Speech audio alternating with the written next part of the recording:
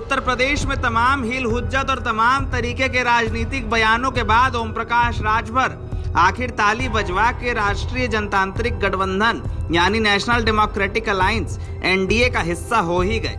Suheldev Bharatiya Samaj party के अध्यक्ष ओम प्रकाश राजभर ने बेटे अरविंद राजभर के साथ दिल्ली में केंद्रीय गृह मंत्री अमित शाह से मुलाकात की और उसके बाद ट्वीट होकर प्रेस कॉन्फ्रेंस हुई और ऐलान हो गया कि आने वाली जो लड़ाई लड़नी है शोषितों, पिछड़ों और दलितों की, वो लड़ी जाएगी बीजेपी के गठबंधन के साथ। 2022 में चल सन्यासी मंदिर में का नारा देने वाले ओम प्रकाश राजभर अब 2024 में बीजेपी के गठबंधन का हिस्सा हैं। उनका कहना है कि सामाजिक न्याय की लड़ाई अब बीजेपी के साथ लड़ी जाएगी।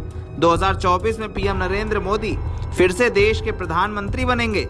पीएम नरेंद्र मोदी के साथ केंद्र में बीजेपी की सरकार बनेगी, जिसमें ओम प्रकाश राजभर की पार्टी भी हिस्सेदार होगी। लेकिन राजभर की पार्टी को बीजेपी में आने से मिलेगा क्या?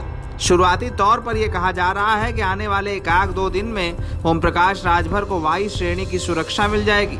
इसके बाद गाजीपुर की लोकसभा उपचुनाव का ऐलान होगा, जहां से ओम प्रकाश राजभर दावेदारी कर सकते हैं। दूसरे ओर ऐलान होगा केंद्र सरकार के मंत्रिमंडल विस्तार का। चुनावी साल के एक साल पहले जो मंत्रिमंडल विस्तार होगा उसमें चुनावी राज्यों को खूब जगह मिलेगी।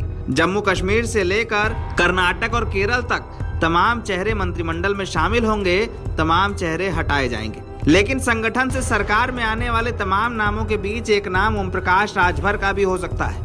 राजभर को केंद्र सरकार के मंत्रिमंडल में जगह मिल सकती है और उसके बाद अगले 6 महीने में उन्हें देश की संसद का सदस्य होना पड़ेगा।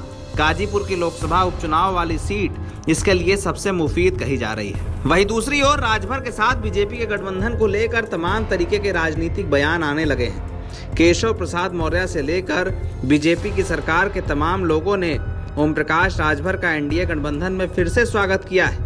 राजभर वही शख्स हैं जो 2017 में भी एनडीए में थे, योगी सरकार के पिछड़ा वर्ग विभाग के मंत्री थे, लेकिन बाद में इस्तीफा लेकर विधानसभा में घूमते मिले, इस्तीफा दे दिया और उसके बाद अखिलेश यादव से कहा कि हम आपकी सरकार बनवाएंगे। अखिलेश चुनाव हारे तो ओम प्रकाश राजभर ने फिर से बात बदल दी।